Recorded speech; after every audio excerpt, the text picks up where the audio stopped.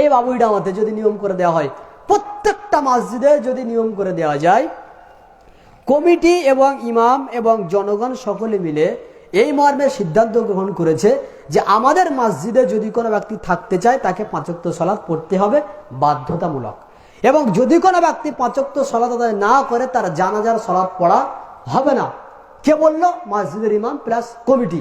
এবং এটাও সঙ্গে যুক্ত করা হলো, এই এলাকাতে যদি কোনো ব্যক্তি মারা যায়, আমাদের মসজিদের পক্ষ থেকে যদি আমাদের ইমাম সাহেব বা আমাদের কমিটির অনুমতিতে যদি কেউ জানাজা পড়তে না দেওয়া হয়, বাইরের কোনো ইমামকে এনে তার জানাজা পড়তে দেওয়া যাবে না যদি ইমাম থাকে।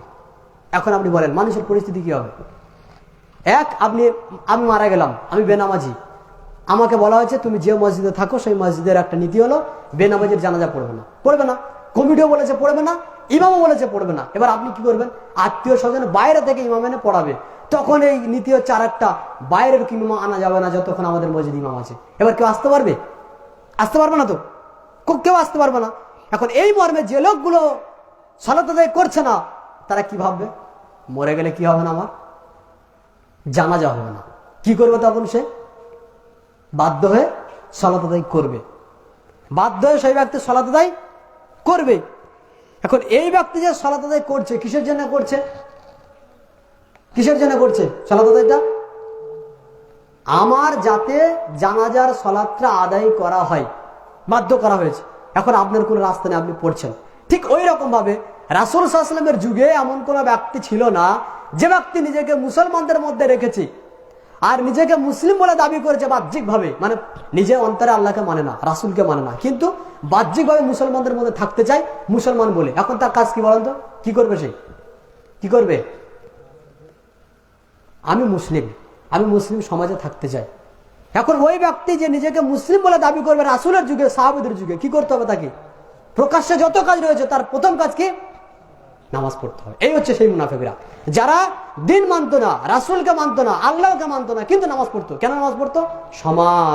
ওই সমাজে কোনো বেনামাজি ছিল না, রাসূলের যুগে কোনো বেনামাজি ছিল না, সাহাবীদের যুগে কোনো বেনামাজি ছিল না। বিদায় যারা কাফের, যারা মুশরিক এবং যারা নিজেদেরকে মুসলিম বলে ফায়দা লুটতে চায়, তারা নামাজ পড়তো, আল্লাহকে মানতো না, আল্লাহকে স্মরণ করতো না, এবং তারা আল্লাহকে ধোঁকা দেয়। কেন?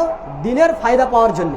আল্লাহ রাব্বুল আলামিন এদেরকে বলছে এরা হচ্ছে ওই শ্রেণীর মুনাফিক যারা মূলত আল্লাহকে ধোঁকা দেয়। এখন আপনি বিচার করুন সমাজটা, যে একটা মুসলিম সমাজে যারা মুসলিম, সেই ব্যক্তি নিজেকে মুসলিম বলে দাবি করার জন্য তার আলামত কি? প্রকাশ্য আলামত, সালাত আদায় করতেই হবে। যদি সালাত আদায় না করে তাহলে তাকে আর মুসলিম ধরা হবে না। এই জন্য মুনাফিকরা রাসূলের যুগে সালাত আদায় করত। আজকের যদি আমাদের সমাজের পরিস্থিতি এমন তৈরি করা হতো যে যে ব্যক্তি বেনামাজি সেই ব্যক্তি ওই যুগের মতো এই যুগেও অন্য হবে, তার জানাজার সালাত আদায় করা হবে না, তাকে গোসল দেওয়া হবে না, সেই ব্যক্তির ইসলামের দৃষ্টিতে কোনো প্রকার বিধান মানা যাবে না। একথা কে বলবে? ইমাম বলবে, প্লাস তার সঙ্গে তার কমিটি বলবে, প্লাস সমস্ত মসজিদের যত মানুষ রয়েছে তারা এই মর্মে রাজি হবে। কিন্তু সকলে নামাজ পড়লে তবে তো, এই পরিস্থিতি তৈরি করলে মানুষ তবে তো সালাত আদায় করবে। সবাই সকলে ধান্দায় রয়েছে। কেউ তো আবার বাপের নামাজ পড়ে না, 10 বছর 12 বছর, বলছে তোমার বাপের জন্য আমি উমরি কাজা করে দেবো। উমরি কাজার মানে আমার আব্বা 10 বছর সালাত আদায় করেনি, ইমাম সাহেব কয় টাকা দিলে আপনি আমার বাপের হয়ে সালাত আদায় করবেন? তখন ইমাম সাহেব বলছে ঠিক আছে আমাকে 10 কেজি চাল দিও, তোমার বাপের হয়ে সালাত আদায় করে দিব। এই ইমামদের পরিস্থিতি যদি এমন হয় তাহলে মানুষ সালাত আদায় কেন করতে আসবে? কেন করতে আসবে? তার মানে আমরা উভয় হচ্ছে সুযোগ সন্ধানী, আমরা উভয় হচ্ছে এমন ব্যক্তি যারা সুযোগে ঘুরে বেড়ায়। তাহলে মুনাফিক রাসূলের যুগে সালাত আদায় করত যারা দিন মানত না, কিন্তু এই মুনাফিক কেন সালাত আদায় করত? এই জন্য যে নিজেকে সালাত আদায় না করে মুসলিম বলে পরিচয় দেওয়ার কোনো সুযোগ সেই সমাজে ছিল না। বেনামাজির পরিস্থিতি পবিত্র কোরআন আল্লাহ তাআলা বলছেন সূরা মারিয়ামের 59 নম্বর আয়াতে, ফাখালাফা মিন বা'দিহিম খালফুন, অতঃপর তাদের পরিবর্তে একটা জাতি এলো, নিকৃষ্ট জাতি। কেমন তারা? আযাউস সালাহ, যারা সালাতকে পরিত্যাগ করেছে, যারা সালাতকে নষ্ট করেছে, ওয়াত্তাবাউশ শাহওয়াত, এবং যারা নিজেদের পবিত্র অনুসরণ করে। আল্লাহ তাআলা বলছেন ফাসাউফা ইয়ালকাউনা গায়্যা, এবং তাদেরকে আমি আল্লাহ জাহান্নামে প্রবেশ করাবো, গায়্যা নামক জাহান্নামে। কাদেরকে? যারা তাদের সালাতকে নষ্ট করে। এই আয়াতে আল্লাহ তাআলা কি বলছেন? পরবর্তী যুগে কিছু মানুষ এলো, পরবর্তী ব্যক্তিরা এলো যারা সালাতকে নষ্ট করে, যারা সালাতকে আদায় করে না, তাদেরকে আমি আল্লাহ কি করব? জাহান্নামে প্রবেশ করাবো। কোন জাহান্নামে প্রবেশ করাবো? গায়্যা নামক জাহান্নামে প্রবেশ করাবো। তবে ইল্লা মান তাবা, যে ব্যক্তি তাওবা করবে, করে আল্লাহর রাস্তায় ফিরে আসবে। ও আমানা, ঈমান আনয়ন করবে। আচ্ছা, আপনি সালাত ছেড়ে দিয়েছেন, আপনি তওবা করলেন, হয়ে গেল, ঈমান আনার কথা কেন বললেন? তার মানে সালাত ছেড়ে দেওয়ার কারণে এই ব্যক্তির ঈমান চলে গেছে, সালাত ছেড়ে দেওয়ার কারণে এই ব্যক্তির ঈমান নেই। আল্লাহ বলছেন কি, যে ব্যক্তি সালাতকে পরিত্যাগ করলো, যে ব্যক্তি সালাতকে নষ্ট করলো, আমি আল্লাহ তাদেরকে জাহান্নামে দিব।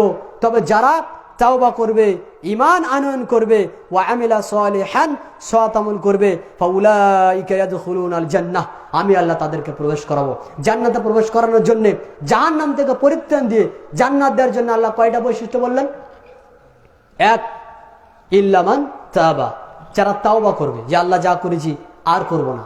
দুই, ও আমানা, ঈমান আনয়ন করবে, যে আল্লাহ আমি সালাতকে ত্যাগ করার কারণে ঈমান চলে গেছে, আমি আবার পুনরায় ঈমান আনলাম, আমি আবার পুনরায় বিশ্বস্ত হলাম, আমি আর কোনোদিন সালাত ত্যাগ করব না, আজ থেকে সালাত ধরবো, আর জিন্দেগিতে আমি সালাতকে পরিত্যাগ করব না। আর কি, ওয়া আমিলা সালিহা, ওই ব্যক্তি সৎ আমল করবে, কোরআন এবং সুন্নাহ আনুপাতিক আমল করবে। আল্লাহ বলছেন উলাইকা ইয়াদখুলুনাল জান্নাহ, এরা হচ্ছে ওই ব্যক্তি যাদেরকে আল্লাহ রাব্বুল আলামিন জান্নাতে প্রবেশ করাবেন।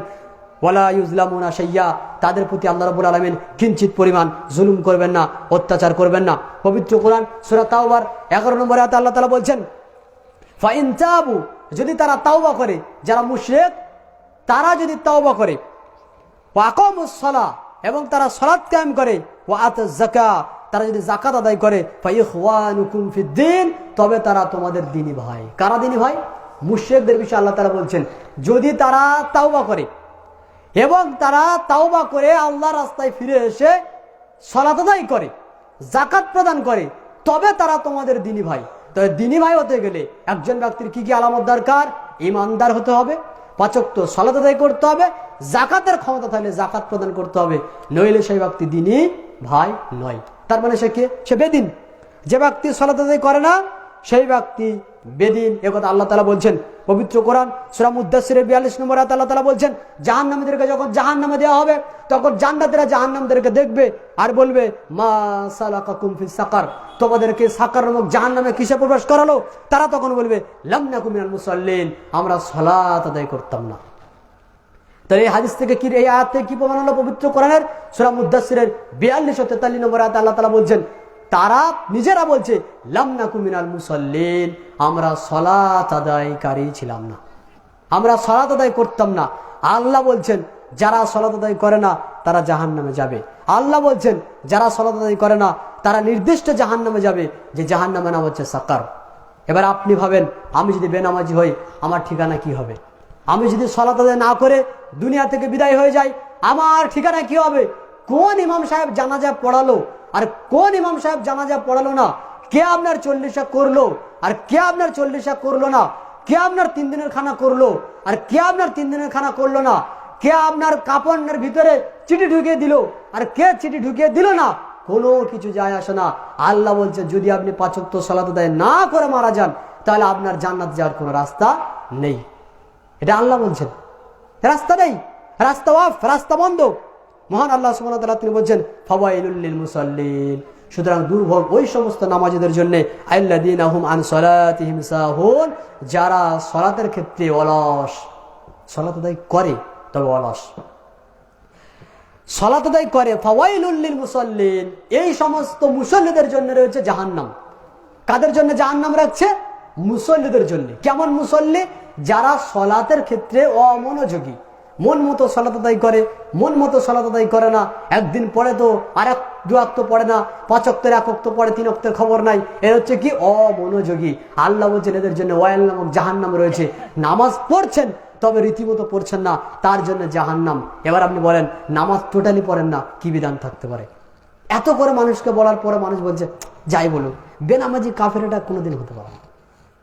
এটা আমি মেনে নিয়েছি, কিন্তু আল্লাহ এবং তার রাসূল স্পষ্ট বলে দিচ্ছে কোনো রাস্তা নেই। আপনি বলেন তো ভাই, একটা হিন্দুর লোক গান চালায়, মদ খায়, টিভি দেখে, চুরি করে, সবকিছু অনৈতিক কর্ম করে, কিন্তু ওই ব্যক্তি আবার পিতামাতার সঙ্গে ভালো ব্যবহার করে, ওই ব্যক্তি আবার সত্য কথা বলে, আরেক ব্যক্তি, ওই ব্যক্তি আবার দেখা যাচ্ছে মানুষের সঙ্গে আচার আচরণ ভালো করে।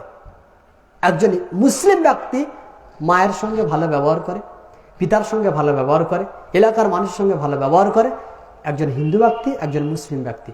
আপনি এই দুইজনকে বিচার করবেন, এও যেমন ভালো কাজের আদেশ দেয়, অসৎ কাজে নিষেধ করে, এও তেমন ভালো কাজের আদেশ দেয়, অসৎ কাজে নিষেধ করে। এ যেমন ভালো ছেলে হিসেবে পিতামাতার সঙ্গে সদাচরণ করে, এও তেমন ভালো ছেলে হিসেবে পিতামাতার সঙ্গে সদাচরণ করে। এ যেমন ভালো মানুষ হিসেবে এলাকার মানুষের সঙ্গে সুন্দর ব্যবহার করে, এও তেমন ভালো মানুষ হিসেবে এলাকার মানুষের সঙ্গে সুন্দর বিচার করে। এখন কি দিয়ে বিচার করবেন এই হিন্দু আর এই মুসলিম? কি রয়েছে? কি দিয়ে বিচার করবে যে মুসলিম আর অমুসলিম? কি দিয়ে বিচার করবেন? সলাত দিয়ে। একজন সলাত আদায় করে বিদায় মুসলিম, আর এ সলাত আদায় করে না বিদায় মুসলিম। এটাই তো। নইলে আপনি হিন্দুদের সঙ্গে যারা কারখানায় থাকে সারাদিন গান নিয়ে টিভি নিয়ে পড়ে আছে, আপনিও তাদের সঙ্গে পড়ে আছেন।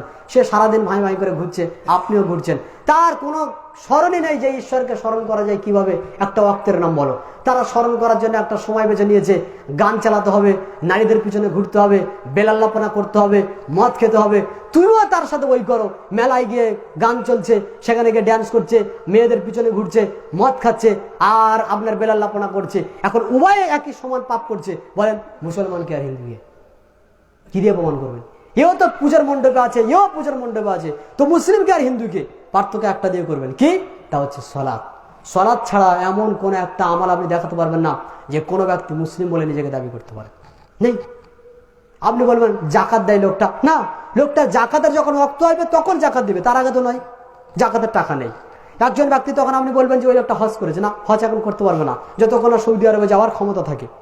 তাহলে আপনি বলবেন তাহলে ওই ব্যক্তি রমজান মাসে রোজা করে, রমজানে সবাই রোজা করে না, আবার বছরে একবার একটা মাস রোজা করতে হয়, তাহলে ওই ব্যক্তির জাকাত দেওয়ার ক্ষমতা নেই, জাকাত দেয় না। ওই ব্যক্তির হজ করার ক্ষমতা নেই, হজও করে না। এখন রমজান মাস আসেনি, তাহলে ওই ব্যক্তিকে কি দিয়ে ভাববেন যে মুসলমান? কি দিয়ে ভাববেন? জাকাত দেয় না কারণ জাকাতের টাকা নেই, হজ করে না কেন হজের ক্ষমতা নেই, এবং রমজান মাস এখন আসেনি বিদায় সে সিয়াম পালন করেনি। তাহলে মুসলমান কি দিয়ে ভাববেন? কি দিয়ে ভাববেন? সলাৎ দিয়ে। এই জন্য এতক্ষণ ধরে যা শুনছেন, শোনাটা শুধু বড় কথা নয়, বড় কথা হচ্ছে আমাল করা। সলাৎ যেভাবে হোক, যে পর্যায়ে হোক, আপনাকে আদায় করতে হবে। সলাৎ আদায় করা ছাড়া আপনার কোনো গতি নেই। এবার আমরা শেষের দিকে যাই। জাবের রাদিয়াল্লাহু আনহু তিনি বলছেন, রাসূল সাল্লাল্লাহু আলাইহি ওয়াসাল্লাম তিনি বলেছেন, বাইনার রাজুলি ওয়া বাইনাল কুফরি তারকুস সালাহ, একজন কুফরিকারীর মধ্যে এবং একজন মুসলিম ব্যক্তির মধ্যে পার্থক্য হচ্ছে সলাৎ। আপনি কাফের, আমি মুসলিম, আপনি মুসলিম, আমি কাফের, পার্থক্যকারী আল্লাহ রাসূল বলছেন দুটোর মধ্যে একটা প্রাচীর রয়েছে। প্রাচীর হচ্ছে কি? সলাৎ। সলাৎ যখন ছেড়ে দিবে তখন দুটো এক হয়ে গেল। সলাৎ হচ্ছে প্রাচীর। মুসলিম আর অমুসলিমের জন্য প্রাচীর হচ্ছে সলাৎ। যেমন এই পারের পানি আর এই পারের পানি দুজনে এক হতে পারে না, মধ্যেখানে একটা বাঁধ দেওয়া থাকে। বাঁধ যখন সরিয়ে দেওয়া হয় তখন দুটো পানি একত্রিত হয়ে যায়, কোনটা কোন দিকের পানি আপনি যেমন বুঝতে পারেন না, ঠিক তেমন একজন অমুসলিম আর মুসলিমের মধ্যে পার্থক্য হচ্ছে বাঁধ হচ্ছে সলাৎ। যদি সলাৎকে আপনি পরিত্যাগ করেন তাহলে আপনি কোনো ক্ষেত্রে নিজেকে বোঝাতে পারবেন না, প্রমাণ করতে পারবেন না যে আপনি একজন মুসলিম। তবে আপনার দৃষ্টিতে হতে পারে, কিন্তু ইসলামের দৃষ্টিতে, শরিয়াতের দৃষ্টিতে, আল্লাহ এবং তার রাসূলের দৃষ্টিতে সেই ব্যক্তি মুসলিম নয়। রাসূল সাল্লাল্লাহু আলাইহি ওয়াসাল্লাম তিনি বলছেন, বুরাইদা রাদিয়াল্লাহু আনহু তিনি বলেন, আন্নান নবী সাল্লাল্লাহু আলাইহি ওয়াসাল্লাম কল, রাসূল সাল্লাল্লাহু আলাইহি ওয়াসাল্লাম তিনি বলেছেন, আল আহদুল্লাযী বাইনানা ওয়া বাইনাহুম, তাদের মধ্যে আর আমাদের মধ্যে অঙ্গীকার, তাদের মধ্যে আর আমাদের মধ্যে শর্ত, তাদের মধ্যে আর আমাদের মধ্যে একটা নিজেদের মধ্যে সন্ধি কি? as-সালাহ, তা হচ্ছে নামাজ। ফামান তারাকাহা ফাকাদ কাফারা, যে ব্যক্তি সালাতকে পরিত্যাগ করলো সেই ব্যক্তি কুফরি করলো। যে ব্যক্তি সালাতকে ছেড়ে দিল সেই ব্যক্তি কুফরি করলো। উক্ত হাদিস প্রমাণ করছে যে মুসলিমদের মধ্যে আর অমুসলিমদের মধ্যে যে অঙ্গীকার রয়েছে যে আমি মুসলিম কিসের জন্য? না আমি 5 ওয়াক্ত সালাত আদায় করি। আমি অমুসলিম কিসের জন্য? না আমি 5 ওয়াক্ত সালাত আদায় করি না। ওই ব্যক্তি অমুসলিম।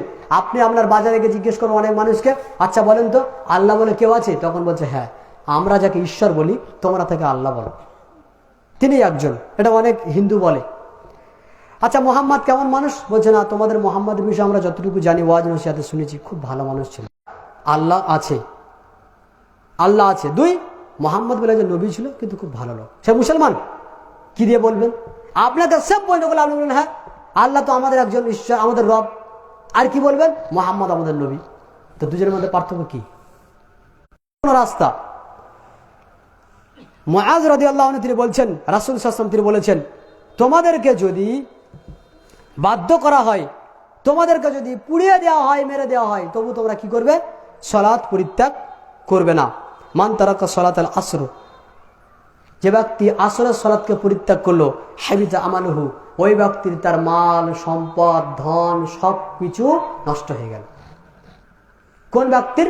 যে ব্যক্তি আসরের সালাতকে পরিত্যাগ করলো, তার টাকা পয়সা ধন দৌলত সবকিছু নষ্ট হয়ে গেল, সবকিছু ধ্বংস হয়ে গেল। কয় ওয়াক্তের নামাজ? এক ওয়াক্তের নামাজ, আসরের সালাত। তাহলে যে টোটাল 5 ওয়াক্তের সালাতে আদায় করে না, তার কি ধ্বংস হয়ে গেল? তার পুরো জীবনটা ধ্বংস, কিছুই নেই তারা। কেন? এখানে আসরকে দিয়ে ঠেকিয়ে আল্লাহ রাসূল বলতে চাচ্ছেন যে সালাতের গুরুত্ব কত বেশি, সালাতটা কেমন হতে পারে। এরপরে আমরা যাই সাহাবীদের বক্তব্য, যারা সালাত আদায় করে না তাদের পরিস্থিতি কেমন হতে পারে, যারা সালাতকে পরিত্যাগ করেছে তাদের কেমন অবস্থান।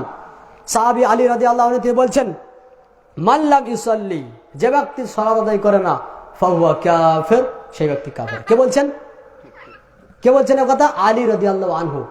সেই যুগে আলী রাদিয়াল্লাহু আনহু তিনি বলছেন, মাল্লাম ইউসাল্লি ফাহুয়া কাফির, যে ব্যক্তি সালাত আদায় করে না সেই ব্যক্তি কাফের। ইবনে আব্বাস রাদিয়াল্লাহু আনহু তিনি বলছেন, মান তারাকা সালাতা ফাকাদ কাফারা, যে ব্যক্তি সালাতকে পরিত্যাগ করলো সেই ব্যক্তি কুফরি করলো। ইবনে মাসউদ রাদিয়াল্লাহু আনহু তিনি বলছেন, মান তারাকা সালাতা লা দীন লাহু, যে ব্যক্তি সালাত আদায় করে না তার কোনো ধর্ম নেই, তার কোনো দিন নেই। আপনার দিন কি? আমার কোনো দিন নেই। আমি ইহুদিও না, কেন আমি গির্জায় যাই না। আমি খ্রিস্টানও না, কেন আমি পাদ্রীদের কাছে যাই না। আমি হিন্দুও না, কারণ আমি মন্দিরে যাই না। আমি মুসলিম না, কারণ আমি মসজিদে সালাত আদায় করতে যাই না। কোনো দিন নেই। ইবনে মাসউদ রাদিয়াল্লাহু তিনি বলছেন, মান তারাকা সালাতা ফালা দীনা লাহু, তার কোনো দিন নেই। আপনি কোন দিন মানেন? আপনি বলছেন আমি হিন্দু নই, আপনি বলছেন আপনি খ্রিস্টান নই, আপনি বলছেন আপনি জৈন নন, আপনি বৌদ্ধ ধর্ম মানেন না, কোনো ধর্ম আপনি মানেন না, তো আপনি কে? তা আপনি যদি নিজেকে মুসলিম বলেন, তার জন্য আপনার একটা প্রমাণ লাগবে, সালাত পড়তে হবে। না পড়লে আপনার কোনো দিন নেই। জাবের রাদিয়াল্লাহু আনহু তিনি বলছেন, মাল্লাম ইউসাল্লি ফাহুয়া কাফির, যে ব্যক্তি সালাতকে পরিত্যাগ করলো সে ব্যক্তি কাফের। এরপরে আবু দারদা রাদিয়াল্লাহু আনহু তিনি বলছেন, লা ঈমানা লিমান লা সালাতা লাহু, ওই ব্যক্তির ঈমান নেই যে ব্যক্তির নামাজ নেই। কত কঠিন কথা, কথা আমি বলিনি। সাহাবী আবু দারদা রাদিয়াল্লাহু আনহু, যিনি রাসূল সাল্লাল্লাহু আলাইহি ওয়াসাল্লামের ঘনিষ্ঠ সাহাবী ছিলেন, সদা সর্বদা অধিকাংশ রাসূলের সাথে থাকতেন, তিনিই বলছেন, যে ব্যক্তি সালাত আদায় করে না, লা ঈমান লাহু, ওই ব্যক্তির ঈমান নেই, লিমান লা সালাত লাহু, যার কোনো সালাত নেই। তার মানে আপনার সালাত হচ্ছে আপনার ঈমান, সালাত নেই তো আপনার ঈমান নেই। ওয়ালা সালাতা লিমান লা উযু লাহু, যেমন যে ব্যক্তি ওযু না করে সালাত আদায় করে। আচ্ছা, ওযু না করে সালাত হয়? পানি আছে, আপনার ওযু না করার কোনো কারণও নেই, এমন অবস্থায় আপনি নামাজ পড়ছেন বিনা ওযুতে, এখন আপনার কি নামাজ হবে? নামাজ হবে না। কেন? এই জন্য যে ওযুর জন্য শর্ত হচ্ছে, সালাতের জন্য শর্ত হচ্ছে ওযু করা। তো আপনি যখন ওযু না করে সালাত আদায় করবেন, আপনি যখন সালাত, যেমন সালাত হয় না, ঠিক তদ্রূপভাবে যদি কোনো ব্যক্তি সালাত আদায় না করে, ওই রকমভাবে ওই ব্যক্তির ঈমানও থাকে না, ঈমানও ওই ব্যক্তির নিজের ঈমানকে টিকিয়ে রাখবে না, দিনের মধ্যে ওই ব্যক্তি টিকে থাকবে না। এবার বলি উলামাদের বক্তব্য, কয়েকটা উলামার বক্তব্য কথা বলি। তার মধ্যে একজন হচ্ছে বিখ্যাত শ্রেষ্ঠ উলামা ইবনুল কাইয়্যিম রাহিমাহুল্লাহ। তিনি বলছেন, যদি কোনো ব্যক্তির তার রাজত্ব, তার সাম্রাজ্য তাকে সালাত থেকে বিরত রাখে, তাহলে সেই ব্যক্তির হাসর নাসর হবে ফেরাউনের সাথে। কত কঠিন কথা। যে ব্যক্তি তার ব্যবসা বাণিজ্য নিয়ে ব্যস্ত থাকার কারণে সালাতকে পরিত্যাগ করে, তাহলে যে ব্যক্তি তার মাল টাকা পয়সা নিয়ে ব্যস্ত থাকার কারণে সালাতকে পরিত্যাগ করে, সেই ব্যক্তির হাসর নাসর হবে করুণের সাথে। ফেরাউন, কারুন, এরা হচ্ছে বড় বড় কাফের, মুসা আলাইহিস সালামের যুগের কাফের ছিল যারা। এরপর তিনি বলছেন, যে ব্যক্তি দুনিয়ার কোনো ব্যতিব্যস্ততায় থাকে, এমত অবস্থায় ব্যতিব্যস্ত সালাতকে পরিত্যাগ করে, সেই ব্যক্তির হাসর নাসর হবে, সেই ব্যক্তির হাসর নাসর হবে এমন ব্যক্তিদের সাথে যেমন হচ্ছে হামান। হামান হচ্ছে কাফের, যে আল্লাহকে বিশ্বাস করে না। এরপর বলছে, ওয়ামান শাগালা আনহা তিজারাতাহু, যে ব্যক্তি তিজারাতুহু, যে ব্যক্তির ব্যবসা তাকে ব্যস্ত রাখে, এমন ব্যস্ত যে সালাতকে পরিত্যাগ করেছে, সেই ব্যক্তির হাসর নাসর হবে উবাই বিন খালফের সঙ্গে। উবাই বিন খালফ হচ্ছে কাফের। তাহলে কয়েকজন ব্যক্তির নাম দিল যারা সালাতকে পরিত্যাগ করবে। এই ব্যক্তিগুলো আল্লাহকে ভুলে গেছিল কিসের মাধ্যমে? কেউ ব্যবসার জন্যে, কেউ রাজত্বের জন্যে, কেউ তার টাকা পয়সার জন্যে, কেউ নিজের বীরত্বের জন্য তারা আল্লাহকে ভুলে গেছে। ঠিক তদ্রূপভাবে আজকের যদি কোনো ব্যক্তি সেম কারণে সালাতকে ছেড়ে দেয়, আল্লাহর সঙ্গে যোগাযোগকে নষ্ট করে দেয়, আল্লাহকে স্মরণ করার রাস্তাকে ভুলে যায়, তাহলে ওই ব্যক্তিদের হাসর আর নাসর হবে এই সমস্ত মানুষদের সাথে। কাদের সাথে? এই সমস্ত বড় বড় কাফেরদের সাথে। এবার আপনি ভাবেন আপনার যে হাসর নাসর কাদের সঙ্গে হতে পারে। যদি মনে করেন আমার ব্যবসা আমাকে এত ব্যস্ত রেখেছে, সালাত আদায় করতে পারছে না, তাহলে উবাই বিন খালফের সঙ্গে কিয়ামতের মাঠে হাসরের জন্য প্রস্তুতি গ্রহণ করেন। ইবনুল কাইয়িম রাহিমাহুল্লাহ তিনি বলছেন, যদি আপনি মনে করেন যে আপনার টাকা এত বেশি টাকা নিয়ে আপনি ব্যস্ত রয়েছেন, তাহলে আপনি রেডি থাকেন যে আপনার কিয়ামতের দিনে হাসর নাসর হবে কারুনের সাথে। এভাবে তিনি কয়েকটা কাফের নাম বললেন। সুতরাং যে ব্যক্তি সালাতকে পরিত্যাগ করে তার পরিস্থিতি অত্যন্ত খারাপ। আরেকটা বড় আরো কঠিন তিনি বলছেন ইবনু তাইমিয়া রাহিমাহুল্লাহ। ইবনু তাইমিয়া রাহিমাহুল্লাহ তিনি বলছেন, লা ইয়ানবাগি সালাম আলাইহি, যে ব্যক্তি সালাতকে পরিত্যাগ করে তাকে সালাম দেওয়া বৈধ নয়। কেন সালাম দিবেন? কাফের ব্যক্তিকে সালাম দেওয়া যায় না। তাই তিনি বলছেন, এটা আমার দৃষ্টি নয়। কে বলছেন? ইবনু তাইমিয়া রাহিমাহুল্লাহ, যার নাম কিতাবের কোন জায়গায় শুধু লেখা থাকে শাইখুল ইসলাম, যিনি ইসলাম সম্পর্কে এত অধিক জ্ঞান রাখতেন, যে কোনো বিষয়ে তার জ্ঞান ছিল, বড় পণ্ডিত মানুষ, অত্যাধিক পাণ্ডিত্য অর্জন করেছিলেন। সেই ব্যক্তি বলছেন, যদি কোনো ব্যক্তি সালাতকে ত্যাগ করে তাকে সালাম দেওয়া বৈধ হবে না, এমনকি ওই ব্যক্তির সালামের উত্তরও দেওয়া যাবে না, এমনকি ওই ব্যক্তিকে কোনো বাপ তার মেয়েকে বিয়ে দিবে না। কেন? যেহেতু সে সালাত আদায় করে না। এরপরে আবু হানিফা রাহিমাহুল্লাহ তিনি বলছেন, যে ব্যক্তি সালাত আদায় করে না সেই ব্যক্তিকে আদাব শিক্ষা দেওয়ার জন্য, সেই ব্যক্তিকে সালাত আদায় করার জন্য মারতে হবে, ইয়াজরিবু জারবান শাদীদান, এত পিটা পিটতে হবে, এমন মার মারতে হবে, হাত্তা ইয়াসিলা মিনহু দাম, যেন শরীর থেকে রক্ত বেরিয়ে যায়। কে বলছেন? আবু হানিফা রাহিমাহুল্লাহ তিনি বলছেন, যদি কোনো ব্যক্তি সালাত আদায় না করে তাকে এমন পিটাতে হবে। কে পিটাবে? আপনি আমি না, যারা সরকার।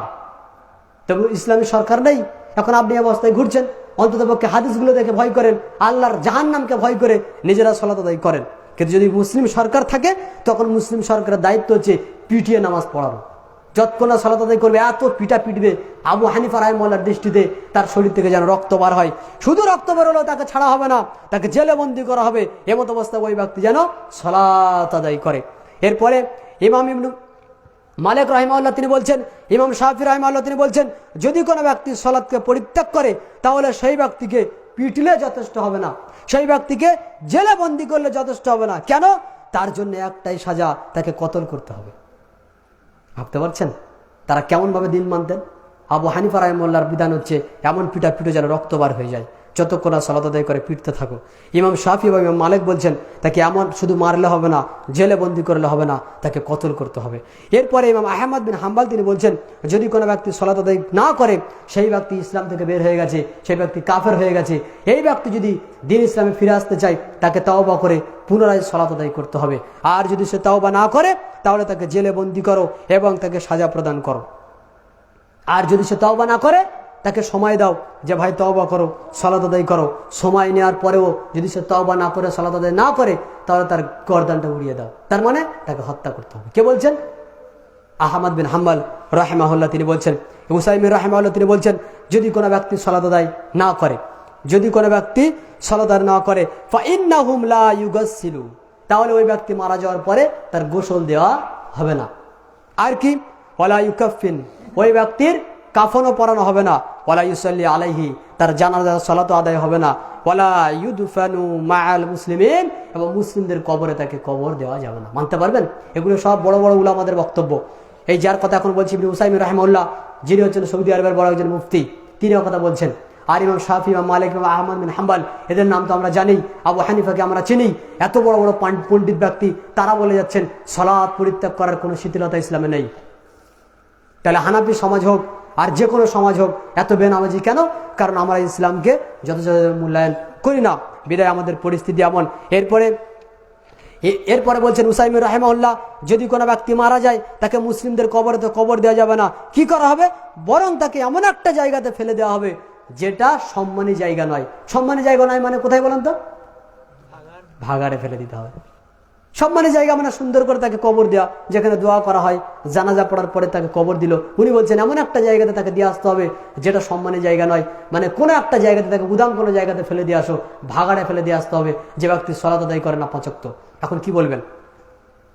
এরপর তিনি বলছেন ওই জায়গাতে কোনোভাবে গর্ত খুঁড়ে খালি ওখানে পুঁতে দাও, তারপরে তাকে তোমরা ওখানে রেখে দেবে না, গর্ত খোলার পরে ওখানে পুঁতে দেবে না। উনি বলছেন তাকে তোমরা ছুঁড়ে ফেলে দিবে, এরকম ধরে ছুঁড়ে এখানে ফেলে দিতে হবে। তাকে সম্মান করে ওই কবরের মতো খনন করে তাকে যে আপনি ভিতরে রেখে দিবেন, উনি বলছে এই সম্মানটুকু তাকে দেওয়া যাবে না। তাকে কি করতে হবে? দূরে থেকে ধরে এরকম ভাবে, ওই যেমন খড়ের আঁটি যেরকম ধান ঝাড়ার পরে ছুঁড়ে ফেলে দেওয়া হয়, তো ওই রকম ভাবে দূরে একটা গর্ত খুলে এরকম ধরে আর ছুঁড়ে ফেলে দিতে হবে। কেন? সম্মান নেই করুন, কাফের ব্যক্তি, সালাত আদায় করেনি তাই। এই বিধান তিনি কাদেরকে বললেন? এটা হিন্দুর জন্য, এটা খ্রিস্টানদের জন্য, এটা ইহুদির জন্য না। এটা ইহুদি এবং হিন্দু এবং খ্রিস্টানদের জন্য এই বিধান তারা বলবেন না। তারা বলছেন মুসলিমদের জন্য, যারা আজীবন আল্লাহকে এক রব বলে মেনে নিয়েছে, যারা বলছে মোহাম্মদ আল্লাহ রাসূল, অথচ তারা সারা জীবন নামাজ পড়ছে না, এভাবে দিন চালিয়ে যাচ্ছে আর বলছে আমরা ইসলামের মধ্যে আছি। তাদের বিষয়ে তিনি বলছেন তাদের অবস্থা এমন যে মারা যাওয়ার পরে তাদের সঙ্গে এইরূপ ব্যবহার করতে হবে এবং সেই ব্যক্তিদেরকে এমন একটা জায়গাতে ফেলে দিয়ে আসতে হবে যেন তার গন্ধ মানুষকে কোনো কষ্ট না দেয়। এলাকার এমন বাইরে দিয়ে আসতে হবে যেন গন্ধ এই পর্যন্ত না আসে।